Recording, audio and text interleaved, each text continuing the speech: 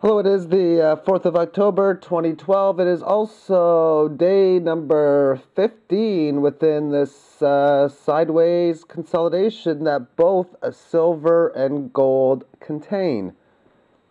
And back in here, I felt that the rally that occurred just at the end of the summer, late in the summer, was not over yet. And I'm still thinking the same thing today as the bullish pattern setups are maintaining, to say the least, as it's been making the nice pattern of higher lows. It's also made a multiple amounts of new multi-month highs, as there's in here. These are all the multi-month highs that has occurred since, again, Mr. Ben Bernanke decided to open his mouth and say every month we're going to keep on backing all of these mortgage securities.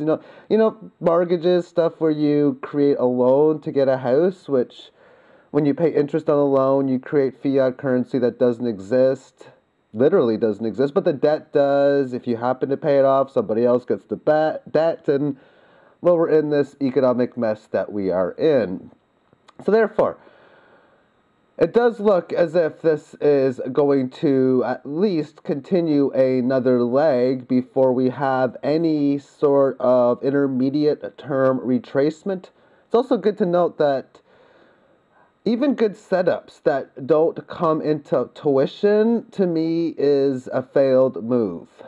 And right now, I think there is that of a good setup. So I'd be a little concerned if this thing doesn't make it into the 36, 37 range and is unable to hold maybe below this 33 area. But for now, it's looking pretty good. It should be breaking out today, tomorrow. But again, it's been a long weekly consolidation. Silver weekly chart now. And within this, we have the Fibonacci from the major high and the major low. What has occurred, it has now on the fourth consecutive week of holding above the significant 33.5 level. So again, a nice little setup telling us that we should encounter a test towards the very high 38s, low 39 level, up towards this mark in here, which means right now, as far as risk-reward is concerned, the reward is this large. The risk is about this large. So the risk versus the reward is overall fairly decent. And the reason why I say the risk-reward in that sense is because if you were to play the paper digital game to go long, this would be your sell target. You'd have to determine a stop, which would have to be underneath this line. And of course, the risk-reward for playing it towards the physical game, when you have a situation where fiat currency is created as easy as it is, that to me seems like a no-brainer. Gold's pretty much got the exact same setup on both time frames. So let's take a look at gold now. We'll start off with the daily chart, and it's actually got a nicer daily pattern than silver does. Because what it has done, it has been making an uptrend for the last little while, but it has been making more multi-month highs since the QE announcement has taken place as well.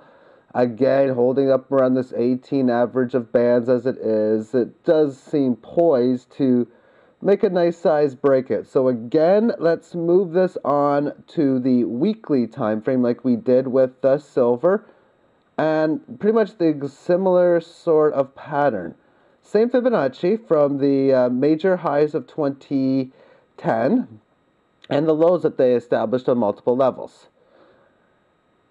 Now what's occurred is this is the third consecutive week that it is holding well above this significant Fibonacci level, the 2/3 retracement, meaning if it can hold and stay above it for a decent amount of time, then this would be a failed move, the selling from the 1921 top. I don't think it's held and stayed above it enough yet. In fact, it's barely beaten it, and it hasn't quite stayed above it the whole time, but again, it's looking like a nice bullish formation that should give us a test up towards this next level. Now, what would be ideal, at least for chart patterns, is maybe to have a bounce up to about 1835-ish area and either settle with some sideways correction or a move back down to 1758.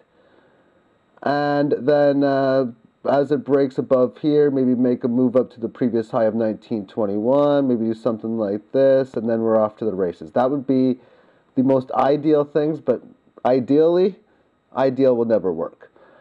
Okay, finally, let's take a look at the stock market chart. Let's take a look at the Nasdaq chart, because I talked about this Fibonacci retracement, and this is one of the indicators that is hardly used by people, at least in charts like this. I'm going to be talking about Fibonacci here that the pundits will not talk about or don't even know about.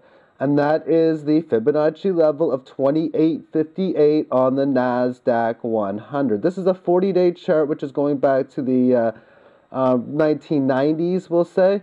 And it hit this high of 5133 in the year 2000, crashed down to 1108, and then it had a little bit of consolidation amongst Fib 1. It topped at Fib 2, no support in here.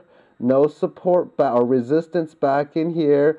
It did resist this area with a nice pullback, and then the second time there, this is the ideal kind of movements, if you will.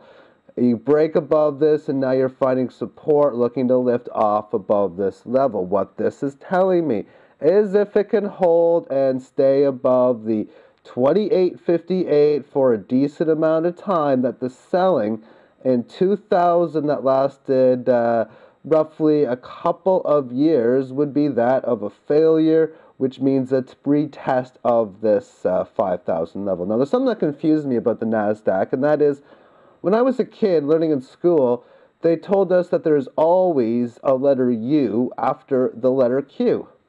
And that rhymes, but why is there no U after the letter Q in the word Nasdaq? But you know what? The Constitution also says that only gold and silver shall be coined as money. And that's not the case today. So just because you learn something in whatever form doesn't mean it's always going to stick. Thank you for tuning in, and have yourself a magnificent day. Bye-bye.